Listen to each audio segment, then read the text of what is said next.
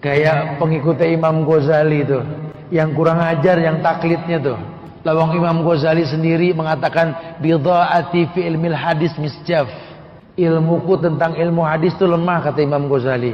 Makanya beliau meninggal megang Sahih Bukhari, Imam Ghazali. Cuma muridnya kadang nyetak Ihya Ulumuddin, betul? Disebarin di semua universitas Islam.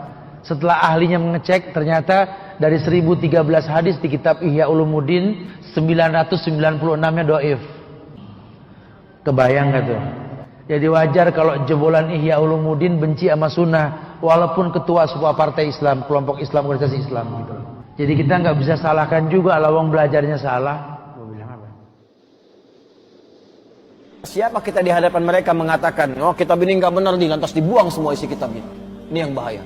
Ini yang terjadi sekarang, musibah besar yang terjadi kepada pandangan sebagian masyarakat terhadap Al-Imam Al-Ghazali. Orang semasanya sepakat para ulama Hujjatul Islam.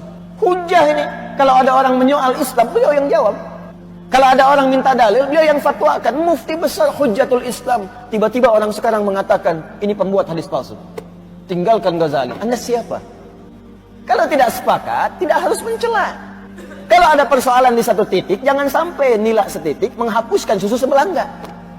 Ya mungkin yang baiknya masih ada, yang lain Anda tidak sepakat, tidak ada masalah. Tapi sisi lainnya, siapa yang paling tajam mengomentari ahli kalam pada saat itu?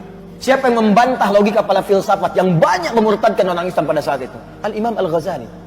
Lantas Anda mengatakan, ini nggak paham ilmu hadis. Anda siapa, Joni?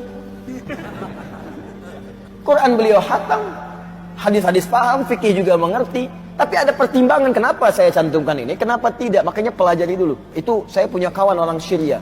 Tesisnya tentang Al-Imam Al-Ghazali. Kami sedang di halakah di TV malah saat itu. Sedang bareng-bareng. Tiba-tiba ada pemateri mencela Al-Imam Al-Ghazali. Itu duduknya langsung berubah, matanya memerah.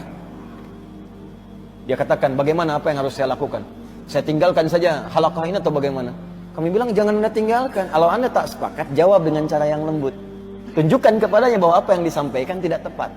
Maka dimulai dengan kalimat Sayyidi, Jazakallah khair, Masya Allah. Kalimat yang bagus sekali. Ya, Tuan, terima kasih banyak. Anda dianugerahi oleh Allah keilmuan yang sangat luar biasa, yang bagus sampai hadir di sini. Hanya ada beberapa poin yang saya kurang sepakat dengan pernyataan tentang Al-Imam Al-Ghazali. Dan Alhamdulillah, saya ini, tesis saya, itu fokus di bidang Al-Imam Al-Ghazali.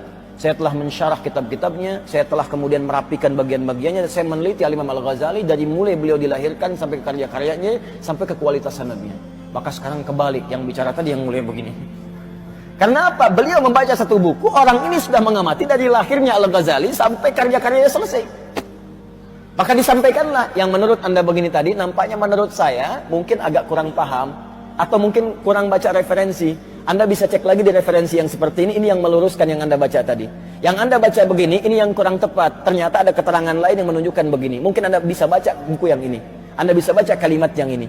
Setelah mendengarkan semuanya apa yang terjadi, yang satu tidak merasa digurui, yang kedua pun bisa paham dengan apa yang disampaikan. Akhirnya bersahabat keduanya. Selesai. Jelas ya? Dan itu indah, itulah akhlak. Itulah akhlak. Jadi jangan sampai perbedaan pendapat di antara kita menjadikan kita tidak bisa minum teh bersama.